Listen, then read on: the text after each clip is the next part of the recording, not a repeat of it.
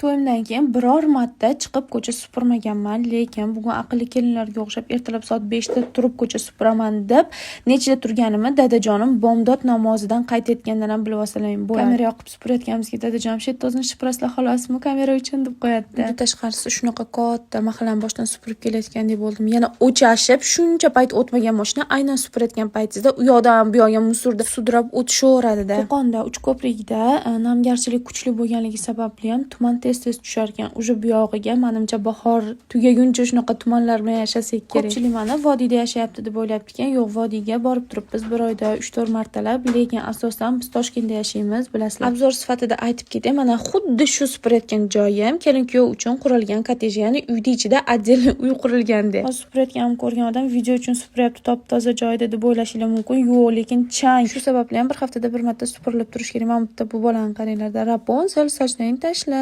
Bu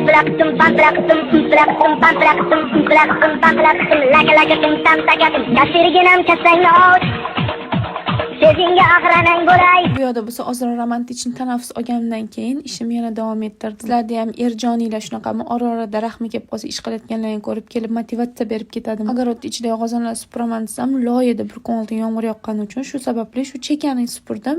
Bo'ldi, shu bilan ishlarim tugadi. Xayr.